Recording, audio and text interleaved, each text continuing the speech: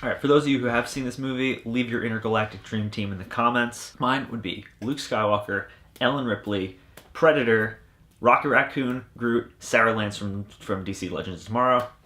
You can't fucking lose with that team.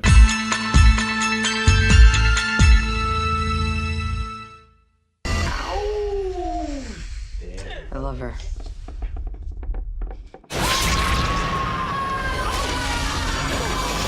Babysitter is a Netflix exclusive film directed by Mick G, and it stars Samara Weaving of Mayhem fame, which, by the way, is out on VOD today, and y'all should check it out, and Judah Lewis, and it tells the story of Cole, a young boy who is probably too old for a babysitter, but still has a very hot babysitter in B, played by Samara Weaving, and one night he decides to stay up late and see what she does after he goes to bed, and finds out that she's, you know, part of a satanic worship circle and is murdering people.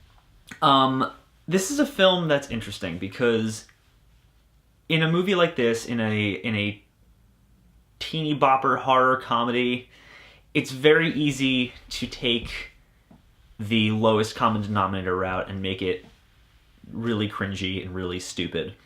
And there are times when it sort of tiptoes that line, but this movie is very self-aware and very charming, and I actually really liked it a lot more than I expected to. I mean, this is Mick G we're talking about, so there's a decent chance this movie was going to be bad. The guy directed Charlie's Angels and Terminator Salvation, and a lot of movies that, you know, weren't very good.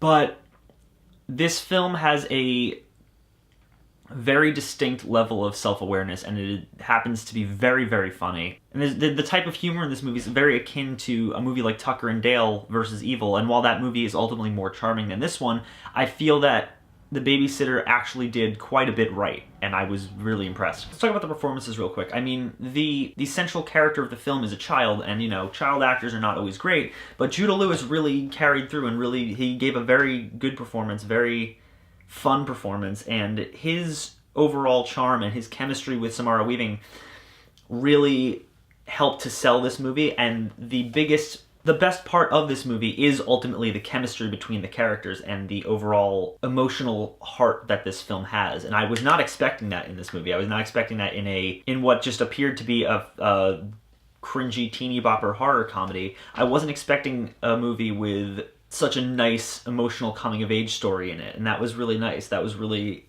refreshing to see in a film like this. This is a completely insane, over-the-top movie, and it has a really self-aware, distinct style that ultimately really just makes this movie a charm fest, I guess is a good phrase for it. It's a really good time, and it's really silly, and it's really self-aware, and it's a lot of fun. There are a lot of jokes in this movie that I found myself laughing out loud at. The writing is really, really good, and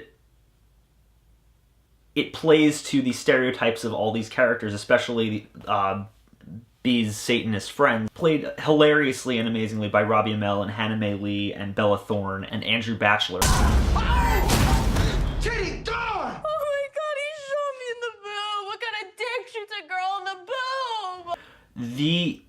The group of them are just so funny and so cleverly written and very, very quirky, and I just really appreciated all of their characters, and they were among some of the best parts of the film for me because it's so funny, and the ways that they end up dying in these hilarious, completely accidental ways are just fucking brilliant, and I love humor like that. I love movies like that. That's why I love Tucker and Dale versus Evil, and that is why this movie reminded me so much of it, because there's a lot of just those completely overly gory but completely accidental character deaths that are just they're hysterical, and they add a really distinct level of enjoyment to this movie, and I liked it a lot. Samara Weaving is absolutely brilliant, as always. She's very charming, she's very likable, and even when she's going fucking batshit crazy, you still kind of can't help but like her because she's just so overwhelmingly charismatic, and you really get attached to her character very easily, not just because she's hot.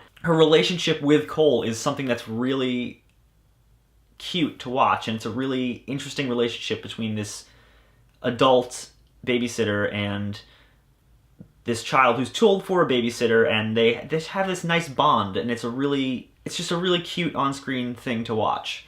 In the end, this movie is a coming-of-age story, and it really functions a lot better as one than I expected it to. I was really not expecting so much heart from this film. It's not perfect. It does have quite a few flaws, mainly in the writing for me. While there is a lot of clever writing, there's also writing that does sort of veer into that cringy territory that I expected from this movie, and while that's not always a bad thing, like I said, this movie is very self-aware. At times it was just a little too much for me. There's also a bit of CGI gore in there that just doesn't look great.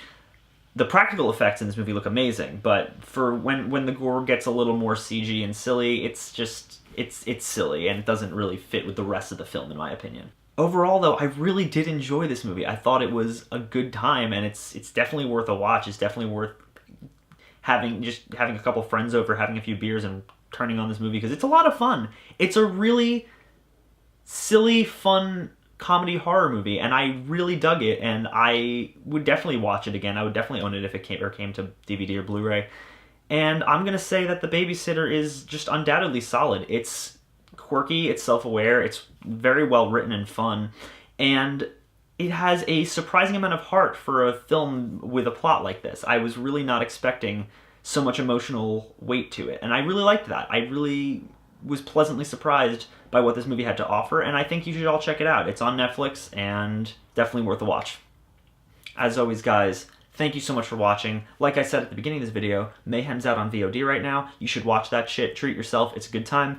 And as always, click down there if you like this channel, and like and comment and subscribe, and we'll be back real soon with some more.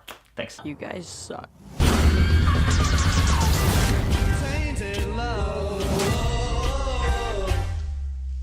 You crazy bitch.